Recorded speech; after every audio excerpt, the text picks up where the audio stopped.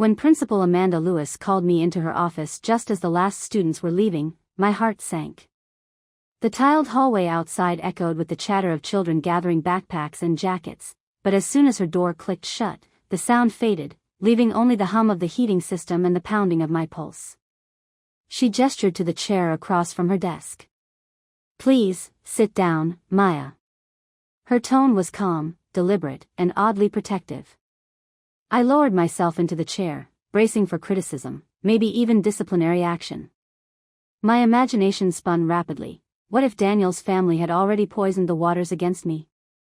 What if my career, the only steady part of my life, was about to be torn apart because I dared to protect my own child?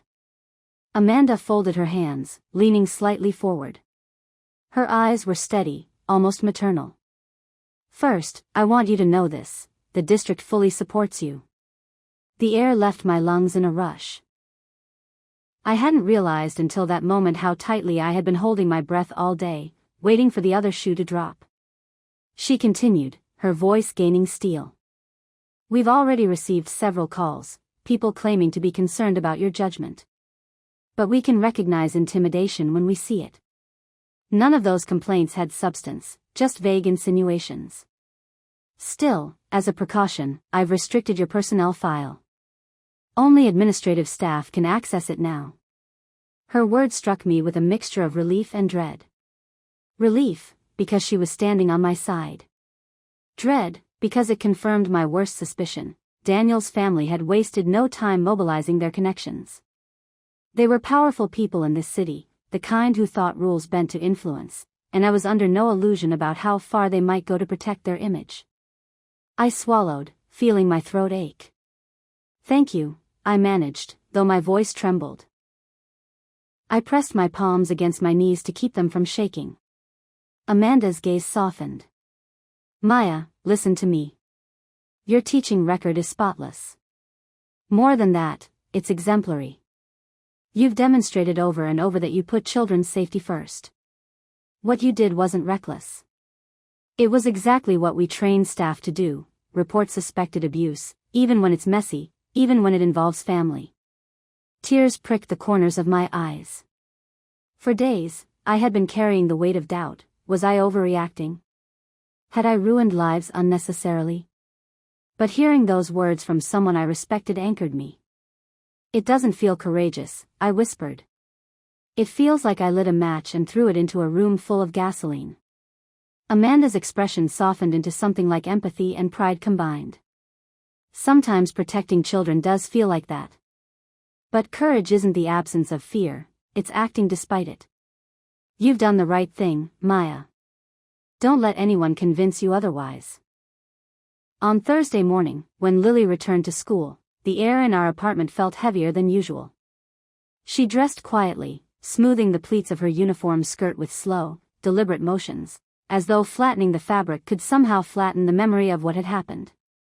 I brushed her curls into two neat pigtails, noticing how careful she was, how each gesture seemed measured, too controlled for a 10-year-old. "Ready?" I asked, trying to inject warmth into my voice, though my throat felt tight. "Yes, Mom." Her answer was short, clipped. She wasn't sulking, she was conserving herself, as though bracing for impact. When we arrived at school, she clutched the strap of her backpack with white knuckles. Usually she would run ahead to greet her friends or wave goodbye without a second thought. That morning, she lingered by my side until the very last moment. I watched her disappear into the tide of children flooding the playground, her small figure swallowed by noise and movement. My instinct was to follow, to protect her from every curious stare, but all I could do was stand there, rooted in place, silently promising that I would make things right. By midday, her teacher, Mrs. Garcia, sent me a message: "Lily is doing well." Some classmates asked about the mark on her cheek, but she calmly said it was a family problem her mom had already fixed, then changed the subject. "She shows remarkable maturity. I'm keeping an eye on her and offering support." Relief washed over me, but it was tinged with sadness. My daughter should not have to demonstrate remarkable maturity at 10 years old. Children deserve to be carefree, not rehearsing how to explain away bruises to their peers. That afternoon, when I checked my email, a name caught my eye: Catherine Foster. She was James's aunt, the only person at the engagement party who had shown us genuine kindness. My pulse quickened as I opened the message. The subject line read simply, "Checking in. Dear Maya. I've been thinking of you and Lily ever since that night. What happened was unacceptable, and I want you to know how much I admire your courage for protecting your daughter in such a difficult moment. Few people are brave enough to act when it means standing against their own family. I also thought you should know, James has postponed the wedding indefinitely. He told his parents he needs time to reconsider. If there's anything at all I can do, please don't hesitate to reach out. With respect. Catherine Foster. Asterisk." I read the email once, then again, as though the words might vanish if I blinked too quickly. Catherine was no ordinary guest. She was a retired family court judge, a woman who had spent decades discerning truth beneath polished surfaces.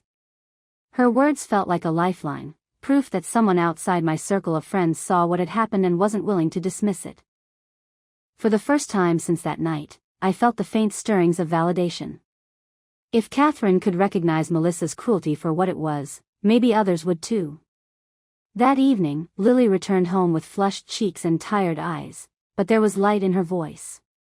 She told me how a few classmates had pressed her about the fading bruise. "It was just a problem in my family," she'd said firmly, "but my mom already fixed it." Then she had changed the topic to her science project.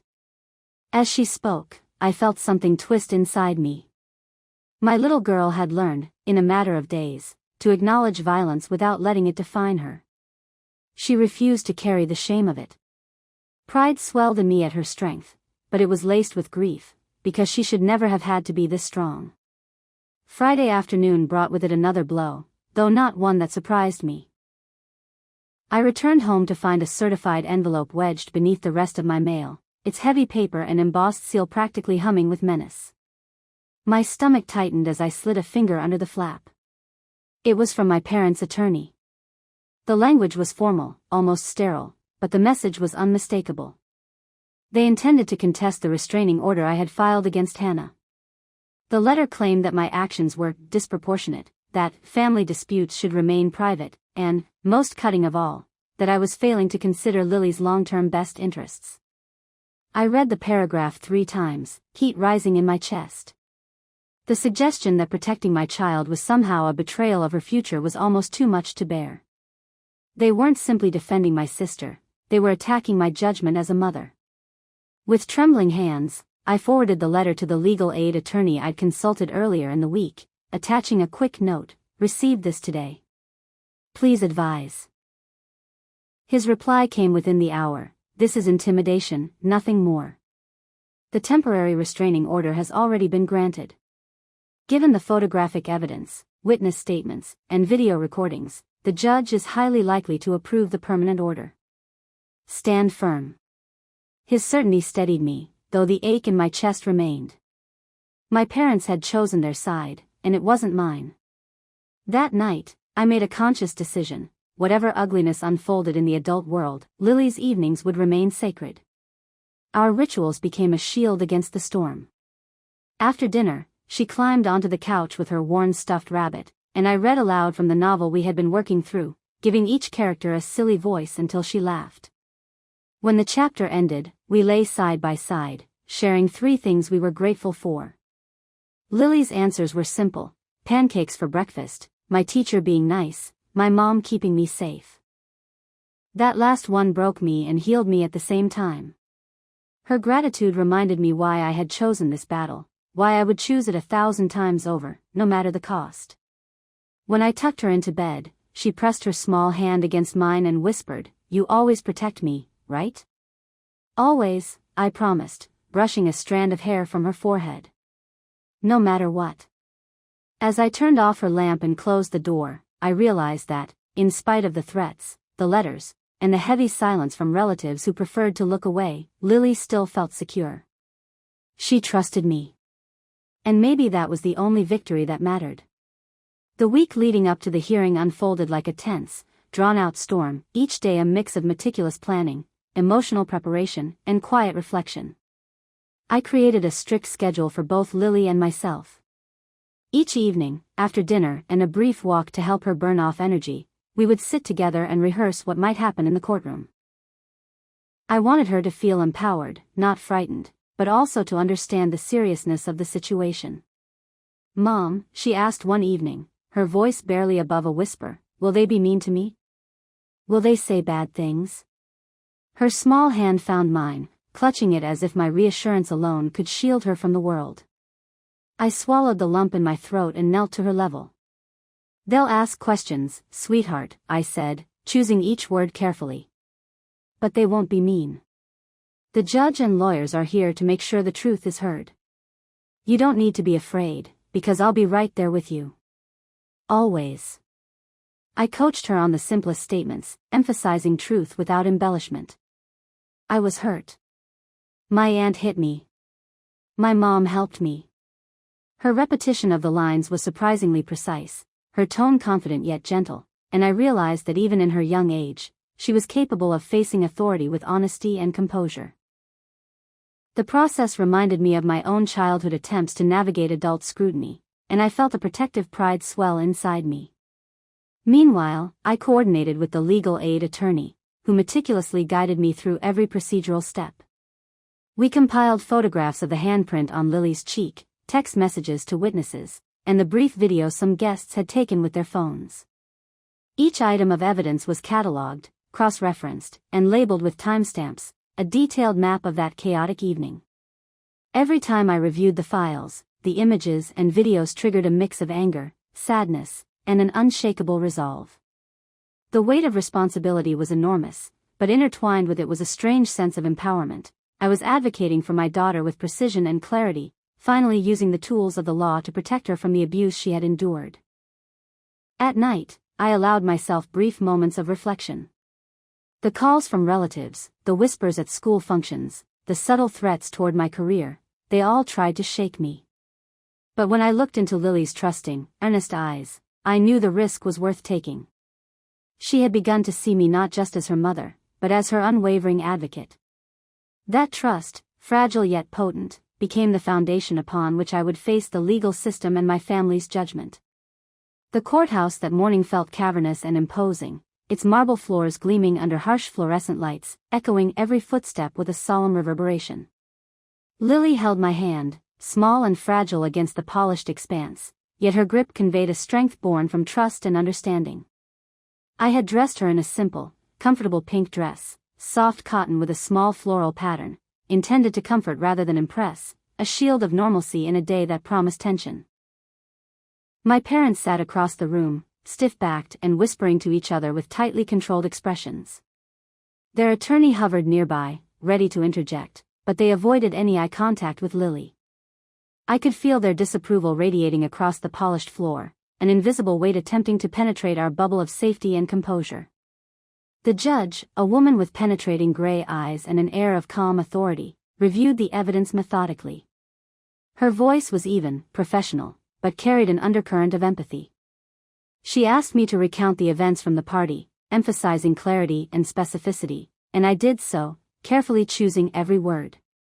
I described the bump from the other guest, Melissa's immediate reaction, the force of the slap, Lily's shock, and the visible handprint left on her cheek.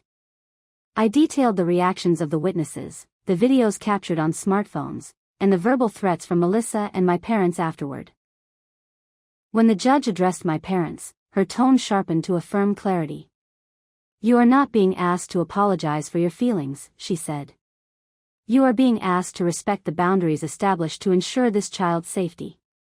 Her words struck like a hammer, precise and unyielding, and I felt a small surge of vindication. The law was recognizing what my family had refused to see, the abuse, the violation of boundaries, and the need for formal protection. The proceedings were brief but weighted with significance. The judge issued a 1-year restraining order against Melissa, explicitly prohibiting her from contacting Lily in any manner, directly, indirectly, electronically, or through third parties. Any attempt to circumvent this order would carry immediate legal consequences. As I listened, relief washed over me, tempered by the gravity of what had transpired. My daughter's safety had been formally recognized and protected, yet the memory of betrayal lingered, a shadow over our victory. Lily, despite her youth, understood the importance. Her small hand tightened around mine once the gavel echoed.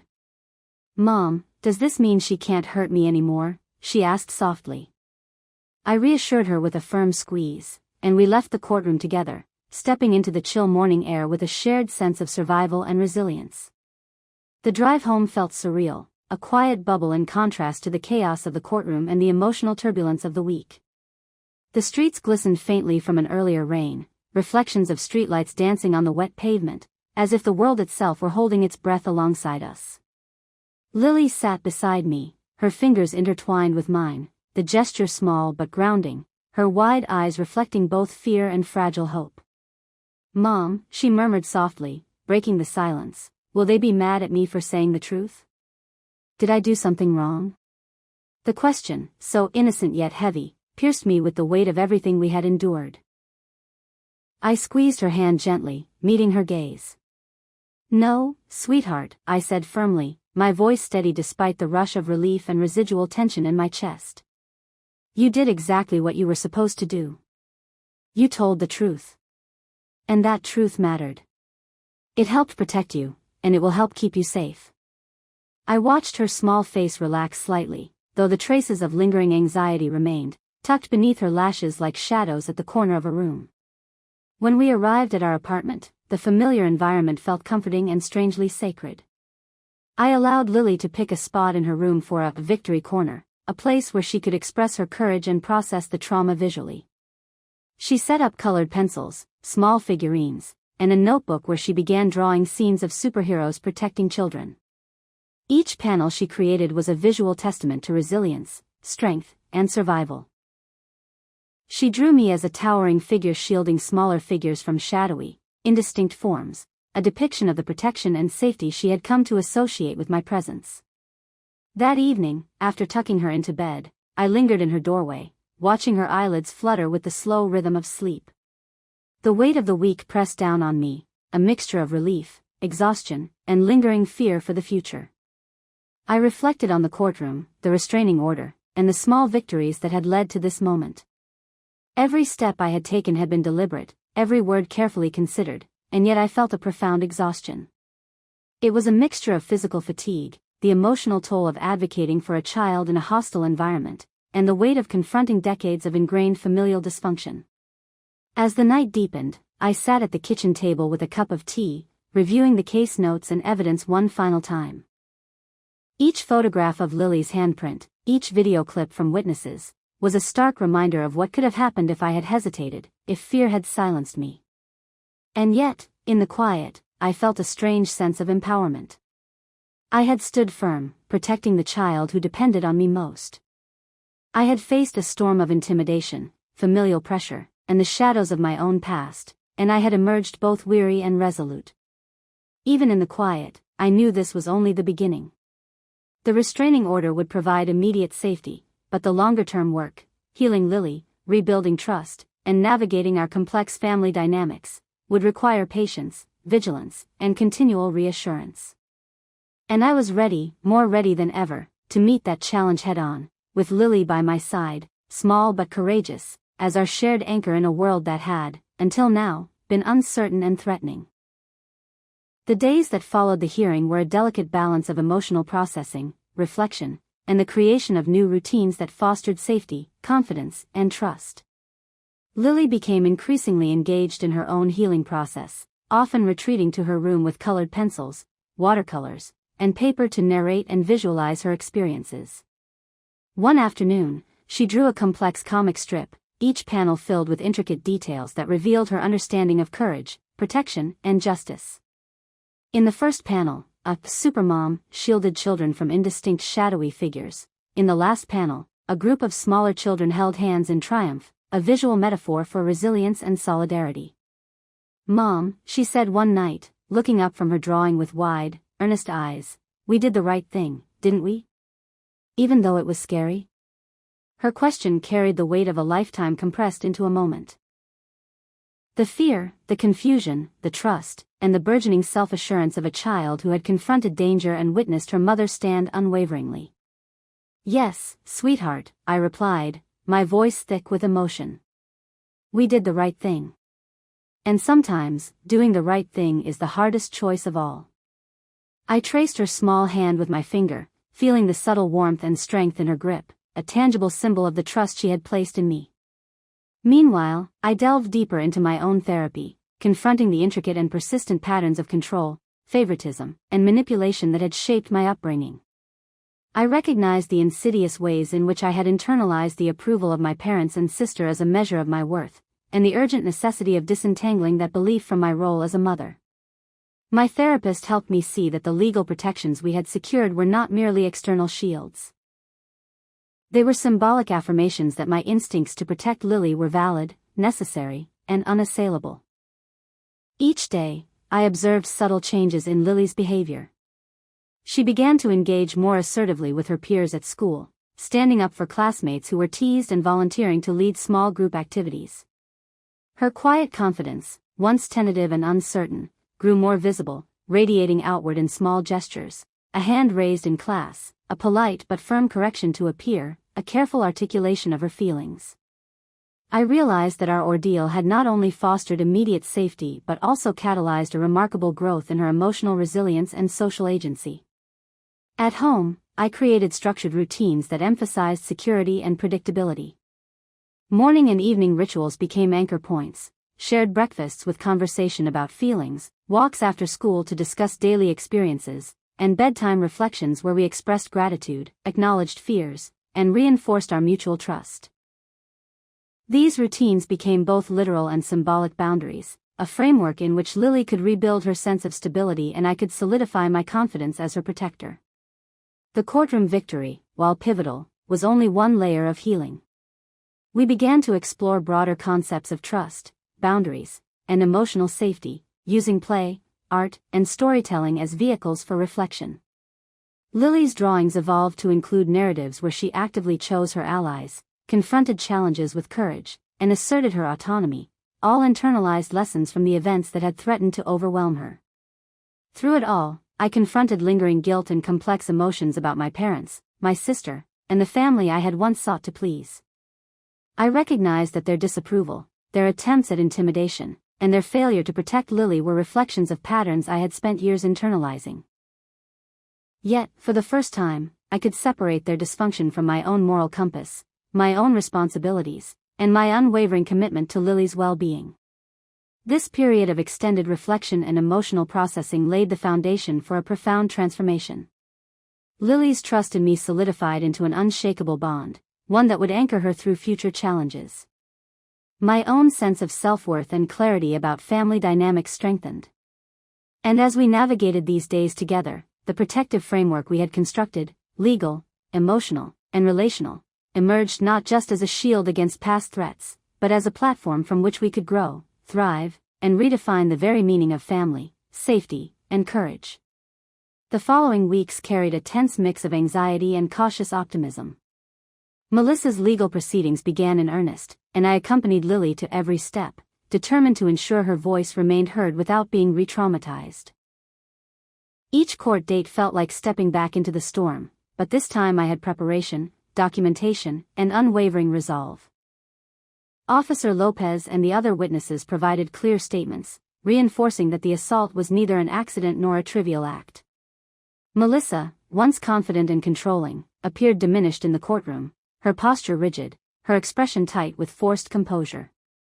She had retained an attorney, of course, but there was a subtle difference in her demeanor. Her arguments lacked the old bluster, replaced with a careful, cautious tone. Every objection was strategic, every attempt at minimizing the event met with clear evidence that left little room for manipulation. Photographs, video recordings, and witness testimony painted an irrefutable picture of her behavior. During these proceedings, I felt the weight of years of emotional conditioning pushing at my chest, decades of parental expectations, comparisons, and subtle manipulations urging me to retreat, to forgive for the sake of family harmony. But I had learned to recognize those impulses as dangerous distractions, designed to prioritize the comfort of abusers over the safety of children. With every statement I made, I remembered Lily's wide, trusting eyes, the handprints still faintly visible on her cheek in the first days after the incident, and my resolve hardened. Professionally, I faced indirect pressure as well. Calls and emails from distant relatives of James, combined with veiled comments from my school community, hinted at potential scrutiny of my career. Dr. Natalie Washington remained a steady anchor during these moments. She reassured me repeatedly, emphasizing that my actions were in line with both legal obligations and the ethical standards of my profession. "Rachel," she said firmly during a private meeting, "you've done everything right.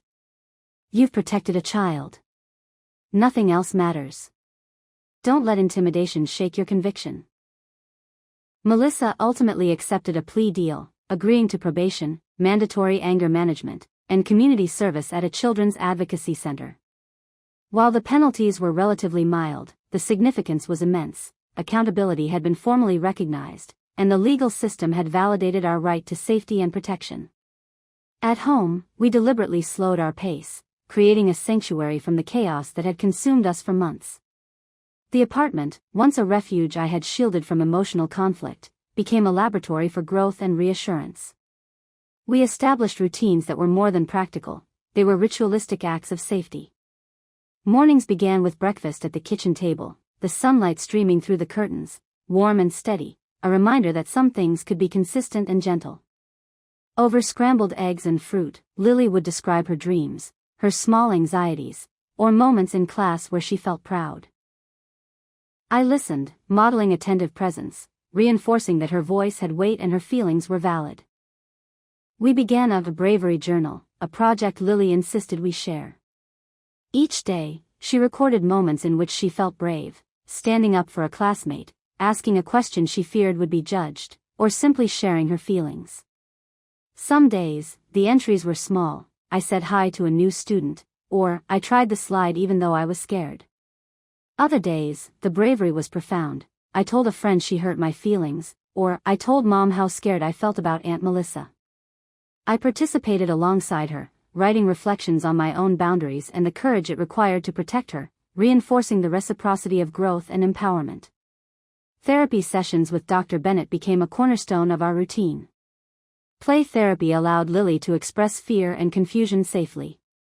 She would reenact scenes with dolls, adjusting the narrative until she had control over the outcome, often positioning a small figure to protect others from harm, a symbolic processing of her own agency. Art therapy encouraged her to paint her emotions, stormy, chaotic skies with bursts of sunlight breaking through, representing the turbulence of the engagement party and the calm reassurance that came afterward. I marveled at her capacity to translate trauma into visual understanding, each brushstroke a testament to resilience. My own therapy progressed in parallel, untangling decades of conditioned guilt and the persistent pull of familial approval. I explored the ways I had normalized subtle emotional abuse, understanding how parental manipulation had prepared me to tolerate Melissa's violence as a child. These sessions were raw. I confronted moments when I had silenced myself, excused wrongdoing, or minimized my own needs. But each revelation was empowering, a necessary step in fortifying the boundary I had drawn to protect Lily. I began to understand that self-respect and protection of my child were not selfish acts, they were moral imperatives. Even small, everyday interactions became opportunities to reinforce emotional security. When Lily hesitated at the threshold of school, worried about questions from peers, I coached her through responses, simple, honest, and confident. "It's okay to share what happened in a way that keeps you safe," I reminded her, emphasizing the power of narrative control. Slowly, she began to internalize the idea that she was not defined by trauma, but strengthened by her response to it. After weeks of careful negotiation and supervision, my parents tentatively agreed to participate in structured visits with Lily. Each encounter was meticulously planned, public spaces chosen for neutrality, brief time frames to prevent emotional overwhelm, and my presence as a stabilizing force. The first visits were tense. My parents' voices carried a formal, restrained tone, their gestures cautious and measured. They avoided sudden movements, recognizing the lingering fear in Lily's body language. During our first park visit, I observed Lily's heightened alertness. Every glance she received from my parents was met with a measured response, polite acknowledgement, no overreach, no sudden attempts to bridge the emotional distance with empty apologies. My father brought a small, carefully chosen book and a toy, gestures meant to convey affection without overwhelming her. Lily studied the items warily, her brows furrowed in cautious evaluation. Only after repeated assurances that she could engage at her own pace did she tentatively accept the small toy, her fingers brushing his hand with deliberate, measured trust. These visits were punctuated with moments of reflection and guidance. I coached Lily to articulate her feelings. "You can tell them when something makes you uncomfortable," I whispered before each interaction.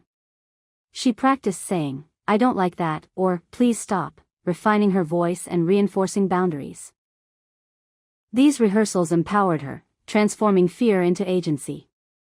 Over time, she began to recognize subtle cues in my parents' expressions, when their words were sincere, when they were tentative, and when they were still colored by old patterns of control. My mother's participation evolved slowly. She made incremental acknowledgments: "I see that I didn't understand before," or "I'm trying to do better now." Her efforts were tentative, yet noticeable.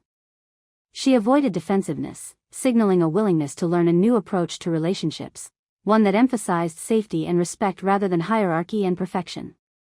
The small gestures, handing Lily a carefully wrapped card, reading her favorite story aloud in the park, were layered with the cautious humility of someone navigating the discomfort of confronting past mistakes.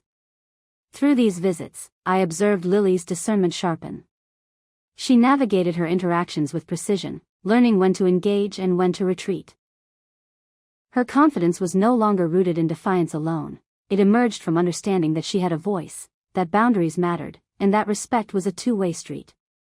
Each successful interaction, no matter how brief or seemingly minor, reinforced her autonomy, her sense of self, and her understanding that love could exist alongside accountability. These tentative reconnections were as much about teaching Lily discernment as they were about testing the waters with my parents. I became acutely aware of every subtle message conveyed, the tone of voice, the pacing of words, the micro-expressions, helping Lily interpret them accurately. Over time, these supervised visits began to feel less like trial runs and more like cautious bridges, pathways that might one day allow for genuine connection built on respect, understanding, and emotional safety. As the year progressed, Emily and I began to cultivate rituals that symbolized our shared resilience and celebrated the courage we had discovered within ourselves. Small acts became meaningful markers of our growth. Friday evenings were reserved for reflection time, a quiet ritual where we shared the highs and lows of our week over cocoa and warm, fragrant bread from the nearby bakery. Emily's small hands would wrap around the mug, steam curling up to meet her nose, her eyes bright with curiosity as she recounted moments of bravery, a kind word spoken to a classmate, a small victory on the soccer field, or simply taking a deep breath when fear tried to grip her. Our apartment, once simply a place to rest, became a gallery of emotional expression. Emily's artwork adorned the walls, sunrises breaking through storm clouds, hands reaching for one another, figures protecting one another from shadows. Each piece carried both her imaginative creativity and her psychological processing of trauma. I began contributing too, documenting our growth in a shared journal. My entries were reflections on boundaries set, lessons learned, and moments of pride in my daughter's unwavering courage. We often read aloud to each other, our voices overlapping in a rhythm of affirmation, laughter, and emotional honesty. Emily's recovery was evident not only in her confidence but in her compassion. She began noticing the quiet struggles of others, offering a hand to a friend who was hurt or a reassuring word to a classmate who felt left out. Her teacher reported that she had become a gentle leader, someone classmates sought out for guidance and comfort. Watching her navigate the world with empathy and courage filled me with awe. It reinforced a fundamental truth, that trauma, when met with protection, validation, and guidance, could be transformed into strength and resilience. Simultaneously, my professional life flourished in ways I had never imagined. Leading my grade level allowed me to model for other educators the importance of boundaries, advocacy, and emotional intelligence. I mentored colleagues through challenging scenarios, sharing insights about supporting children navigating trauma, handling parental pressures, and maintaining professional integrity. Each success reinforced my sense of agency and reminded me that courage and resilience were not only personal virtues but tools for shaping the lives of others. The tentative reconnections with extended family continued with careful attention to emotional safety. Cousin Taylor became a frequent visitor, her children and Emily weaving together narratives of trust and play. During these visits, laughter became a new language of connection, a balm against the echoes of past trauma. My parents, while still adjusting, participated in strictly structured interactions. They learned to offer affection without overstepping boundaries, to acknowledge mistakes without expecting immediate forgiveness, and to listen to Emily as an autonomous individual rather than a reflection of their own desires. Each visit was painstakingly small in its steps, but cumulatively, they became a testament to what accountability and patience could achieve. A milestone emerged 6 months after the engagement party, the creation of our courage celebration. Emily, with thoughtful precision, wanted to mark not the pain or fear of that day but the bravery we had both demonstrated in response. We planned a special dinner, decorated our apartment with candles and flowers, and exchanged small tokens of courage, an arrow-shaped pendant for me to symbolize direction and protection, a handmade bookmark for Emily to symbolize knowledge, wisdom, and personal growth. As we shared chocolate cake for dessert, Emily's eyes sparkled with the quiet joy of recognition. "Mom, do you think Aunt Melissa will ever be part of our family again?" she asked softly. I paused, considering the complexity of the answer. "I don't know, sweetheart. That would depend on whether she continues to work on understanding her behavior, whether she genuinely accepts responsibility, and most importantly, whether you feel safe and comfortable with her presence. There's no rush, and we don't have to decide now, or maybe ever." Emily nodded slowly, processing my words with the mature patience that had emerged from months of guided reflection. "I think I might be okay with seeing her someday, but not yet, and only if you're there too." I smiled, squeezing her hand. "Exactly. Any decision we make will be about what's healthy for us, not about making other people comfortable." As spring arrived, our lives continued to expand outward. Emily thrived in school, her voice clear and assertive. She developed friendships with peers who respected her boundaries and her individuality. She participated in group projects and leadership roles with confidence, and her teacher commended her growth in empathy, courage, and self-expression. The academic accolades were secondary to the most important transformation. Emily had learned that her worth was inherent, not contingent on approval or avoidance of conflict. I, too, embraced growth and self-assurance. Therapy reinforced my understanding that protecting my child, asserting boundaries, and speaking truth were not acts of defiance but affirmations of morality, love, and responsibility. I let go of guilt for breaking patterns of toxicity, recognizing that the family I had chosen to protect was my daughter and myself. The past, though scarred and painful, became a foundation for clarity rather than a source of shame. Even Melissa's small gestures of accountability, her completion of anger management, her continuing therapy, and tentative restorative communication, served as reminders of possibility, that growth could emerge from harm if responsibility was acknowledged, even partially. While reconciliation was not guaranteed, the framework for potential future understanding was in place, and I felt confident navigating it with Emily's well-being at the center. One quiet evening, as I tucked Emily into bed, she asked a question that struck at the heart of our shared journey. "Mom, are you glad the punch spilled on Aunt Melissa's dress?" I sat on the edge of her bed, contemplating the truth. "No, I'm not glad it happened.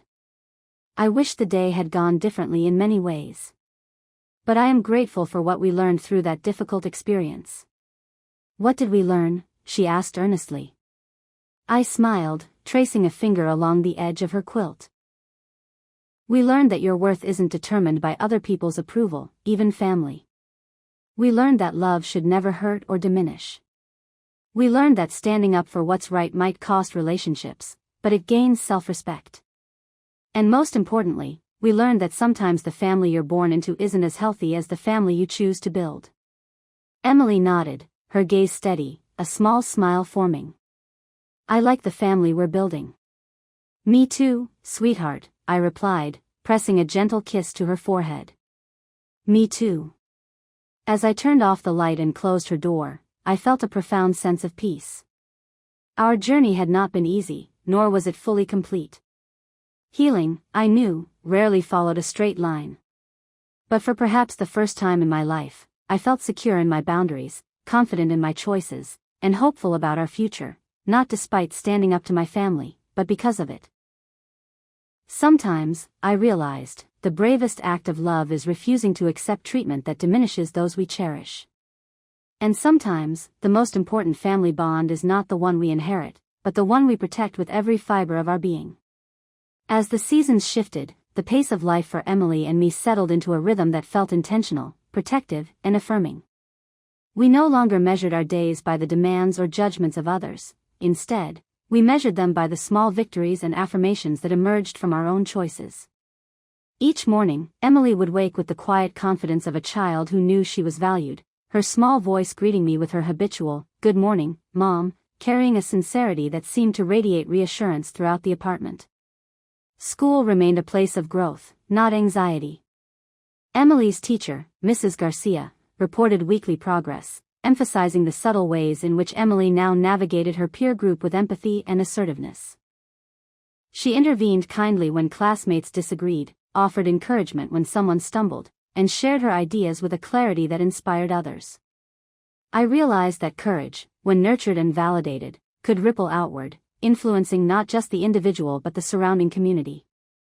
Emily's resilience had become contagious, a quiet force that radiated through her classroom and extended into the friendships she carefully cultivated.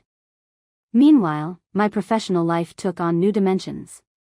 The promotion to lead teacher brought not only administrative responsibilities but opportunities to mentor younger colleagues in handling complex situations involving student welfare, family dynamics, and ethical decision-making.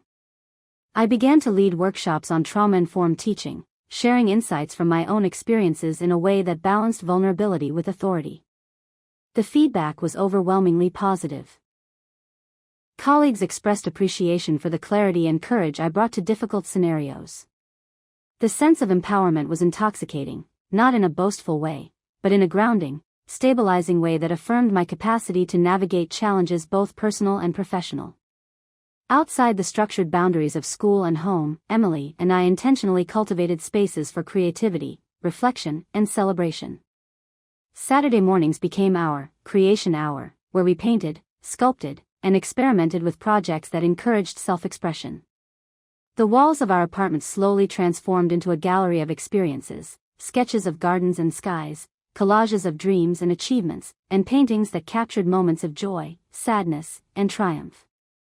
These visual reminders of growth became anchors, reinforcing that our worth was intrinsic and that our experiences, even painful ones, could be transformed into beauty. Emily's therapist, Dr. Bennett, continued to play an essential role in guiding our understanding of emotional health. During our check-ins, she praised the remarkable progress Emily had made in articulating feelings, regulating emotional responses, and asserting boundaries with confidence. Dr. Bennett explained that what Emily had learned, the capacity to process trauma, articulate needs, and enforce personal boundaries, would serve her for life. These sessions also provided a mirror for me, reflecting the cumulative effects of setting boundaries and modeling self-respect. Over time, I began to internalize the lessons I had taught Emily, that courage was an ongoing practice, that protection of oneself and loved ones was a moral responsibility, and that growth often required both confrontation and reflection. Connections with extended family continued, cautiously and deliberately. Taylor and her children became frequent companions for Emily, offering playdates that were joyful, unstructured, and safe. Other relatives, previously distant or estranged, gradually reintroduced themselves through gestures of support rather than criticism. These interactions were carefully supervised, always prioritizing Emily's comfort and emotional well-being.